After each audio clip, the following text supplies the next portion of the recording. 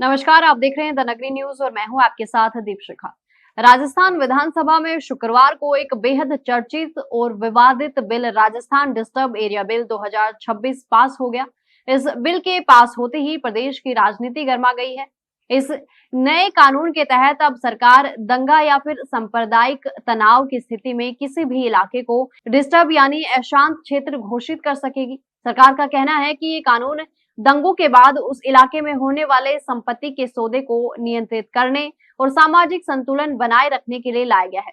यानी अगर किसी क्षेत्र को डिस्टर्ब एरिया घोषित किया जाता है तो वहां जमीन या फिर मकान की खरीद फरोख्त प्रशासन की अनुमति से ही हो सकेगा, ताकि लोग दबाव में आकर अपनी संपत्ति सस्ते में बेचने को मजबूर न हो।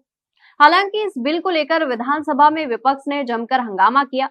कांग्रेस प्रदेशाध्यक्ष और विधायक गोविंद सिंह डोटासरा ने सरकार पर गंभीर आरोप लगाते हुए कहा कि सरकार ऐसा कानून लाकर प्रदेश में माहौल खराब करना चाहती है।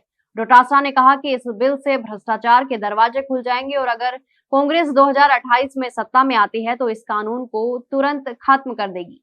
विपक्ष और कुछ निर्दलीय विधायकों ने इस बिल को परवर समिति में भेजने या जनमत लेने की भी मांग की, लेकिन सरकार ने इसे खारिज कर दिया। वहीं संसदीय कार्य मंत्री जोगाराम पटेल ने विपक्ष के आरोपों को पूरी तरह निराधार बताया। उन्होंने कहा कि ये कानून किसी धर्म या समुदाय को ध्यान में रखकर नहीं लाया गया है। सरकार का मकसद सिर्फ ये है कि किसी भी इलाके में एक ही धर्म या जाति का क्लस्टर बनने से रोका जाए और लोगों को पलायन करने की नौबत न आए। मंत्री ने कहा कि किसी भी क्षेत्र को डिस्टर्ब एरिया घोषित करने से पहले कलेक्टर या पुलिस की रिपोर्ट के आधार पर ही फैसला लिया जाएगा।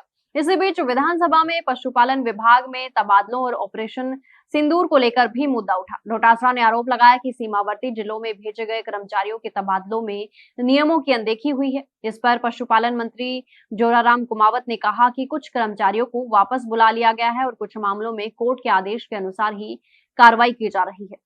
कुल मिलाकर डिस्टर्ब एरिया बिल 2026 के पास होने के बाद राजस्थान की राजनीति में नया विवाद खड़ा हो गया है और आने वाले समय में ये मुद्दा और भी गरमाने की संभावना है।